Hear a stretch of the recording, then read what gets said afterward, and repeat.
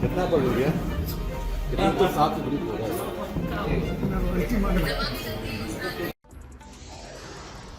Gangster Prince Khan के 4 गुर्गे गिरफ्तार, 17 लाख नगद और हथियार बरामद।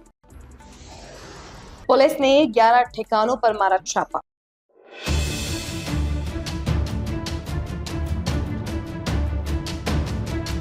धनबाद पुलिस ने मंगलवार को वासेपुर क्षेत्र में बड़ी कार्रवाई करते हुए गैंगस्टर प्रिंस खान के 4 गुर्गों को गिरफ्तार किया है। पुलिस ने आरोपियों के पास से एक पिस्टल, 47 जिंदा कारतूस, 17,34,900 रुपए नकद, 70 जमीन के डीड, बैंक खाते और मोबाइल फोन बरामद किए हैं। इस कार्रवाई में कुल 11 ठिकानों पर छापेमारी की गई। गिरफ्तार आरोपियों की पहचान परवेज खान, सैफ आलम, तौशिफ आलम और इत्मियाज अली के रूप में हुई है। ये सभी सीधे तौर पर प्रिंस खान के लिए धन उगाही का काम करते थे। पुलिस पूछताछ में 100 से अधिक लोगों के नाम सामने आए हैं, जिनमें कई स्थानीय व्यापारी भी शामिल हैं, जो अब भी भयवश प्रिंस खान को पैसे देते हैं। बुधवार को धनबाद एसएसपी प्रभात कुमार ने प्रेस वार्ता कर बताया कि पकड़े गए अपराधी उगाही की रकम को यूएसडीटी के माध्यम से प्रिंस खान तक पहुंचाते थे। इसके अलावा इस रकम का इस्तेमाल जमीन खरीद बिक्री में भी किया जाता था। एसएसपी ने कहा कि पुलिस अधिकारियों के निशानदेही पर आगे की कार्रवाई में जुटी है। उन्होंने जनता से अपील की कि किसी भी अपराधी से डरने की जरूरत नहीं है। अगर कोई व्यक्ति अपराधियों से परेशान है तो तुरंत पुलिस से संपर्क करे और भयवश पैसे देकर अपराध को बढ़ावा ना दे।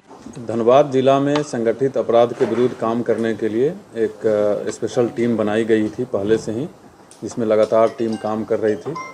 पिछले बार प्रिंस खान गैंग से जुड़े हुए कुछ लोग पकड़ाए थे, जो किसी घटना को अंजाम दे रहे थे, लोगों को धमकी दे रहे थे। उन लोगों के पूछताछ के आधार पे, उन लोगों का जो कन्फेशनल स्टेटमेंट है उसके आधार पे, उन लोगों के द्वारा जो कुछ बातें बताई गई थी उसके आधार पे हमारी जो स्पेशल टीम है ऑर्गेनाइज्ड क्राइम के विरुद्ध, वो लगातार उस पर टेक्निकल इनपुट और मैनुअल इनपुट इकट्ठा कर रही थी। और उसके आधार पे कल लगभग 12 लोकेशन पे कल सुबह में रेड किया गया था। उसमें से 11 लोगों को पकड़ा गया था। बहुत सारे दस्तावेज कुछ जब्त किए गए थे। उनके द्वारा जब गहन पूछताछ की गई तो पूछताछ के क्रम में 4 लोग ऐसे पाए गए हैं जिनका डायरेक्ट इन्वॉल्वमेंट है। वो किसी न किसी रूप में गैंग को मदद कर रहे हैं, चाहे वो यहाँ के व्यापारियों का नंबर पहुँचाना हो, पैसा कलेक्ट करना हो रंगदारी का, और पैसा उसको कलेक्ट करके कैसे उसको ठिकाने लगाना है, उसके पास तक कैसे पहुँचाना है, इन सभी चीज़ों में ये 4 लोग इन्वॉल्व हैं। इन 4 लोगों की गिरफ्तारी की गई है और आज इनको न्यायिक हिरासत में भेजा गया है। इस पूरे प्रकरण के दौरान लगभग 17 लाख से अधिक कैश की बरामदगी की गई है। एक रिवॉल्वर मिला है जिसका लाइसेंस दिखाया गया है बट वो फेल पाया गया। 47 राउंड्स ऑफ कैटरीज मिला है। इसके अलावा बहुत सारे मोबाइल्स हैं। 70 से अधिक ज़मीन का डीड है जो अलग अलग नाम से है, कहीं पावर ऑफ अटॉर्नी है, कहीं डीड है। 1 दर्जन से अधिक एटीएम कार्ड्स है, अलग अलग नाम से बहुत सारे पासबुक्स हैं। प्राइमरी लेवल पे ये पता चला है कि इनका डायरेक्ट रूप से यहाँ के व्यापारियों से रंगदारी स्वरूप रुपये का इकट्ठा करना, उसको यूएसडीटी के माध्यम से या फिर फॉरेक्स के माध्यम से या किसी फिर अन्य हवाला नेटवर्क के माध्यम से जहाँ जहाँ इनको इकट्ठा करके ठिकाना लगाना होता है वो लोग लगाते हैं।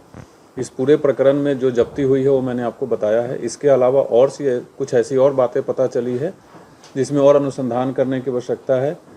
कुछ दिन पहले जो रांची में फायरिंग की घटना के बाद गिरोह के कुछ लोग पकड़ाए थे, जमशेदपुर में भी पकड़ाए थे, वहाँ जो बात उठ के आई थी कि हथियार का सप्लाई पाकिस्तान से होता है और इसमें जो नेटवर्क काम कर रहा है वो एंटी टेररिस्ट जो आतंक का फंड करते हैं लोग, उसमें भी कुछ पैसा लग रहा है। तो इस बिंदु का भी कुछ चीज़ इसमें समझ में आया है और हम लोग उस पर भी अनुसंधान कर रहे हैं कि कहीं ऐसा तो नहीं है मामला कि ये पैसा भी कहीं ना कहीं किसी न किसी आतंकी संगठन से जुड़ा हुआ है और टेरर फंडिंग किया जा रहा है। अगर ऐसी कोई बात होती है तो ये कंप्लीट देशद्रोह का मामला बनेगा। इस पे भी इस टीम को निर्देश दिया गया है कि इसका पूरा अच्छे तरीके से तहकीकात करें। इन लोगों के द्वारा कुछ और लोगों का नाम बताया गया है जो धनबाद के भी हैं, धनबाद के बाहर के भी हैं। कुछ व्यवसायियों का नाम बताया गया है जो डर के पैसा भी पहुंचाते हैं। हमारे पास बहुत सारी जानकारियाँ इकट्ठा हुई है, लगभग 100 से अधिक लोगों का नाम आया है। फर्दर उस पर टीम और आगे काम करेगी और जब आगे काम करेगी फिर से जो रिजल्ट आएगा वो आपके सामने बताएंगे। और कुछ व्यापारियों का भी नाम आया है जो पैसा दे रहे हैं। हम लोग उनसे भी संपर्क करेंगे कि किस परिस्थिति में दे रहे हैं। अगर धमकी आ रही हो तो केस करना चाहिए।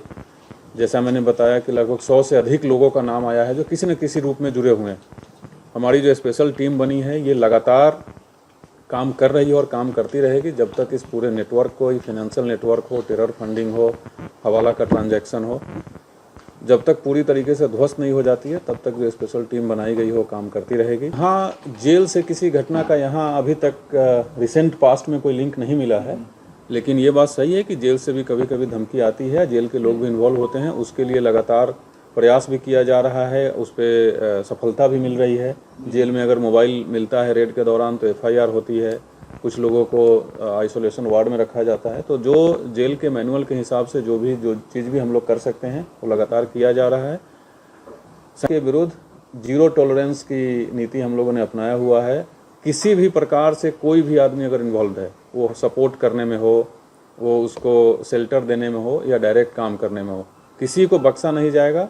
मैं लोगों से ही अपील करता हूं कि कंप्लीट दूरी बना ले और पुलिस का सहयोग करे इस कंप्लीट नेटवर्क को ध्वस्त करने। ताज़ा खबरों से जुड़े रहने के लिए हमारे चैनल को सब्सक्राइब करें और बेल आइकन को दबाना ना भूलें ताकि हर खबर की नोटिफिकेशन आपको मिलती रहे।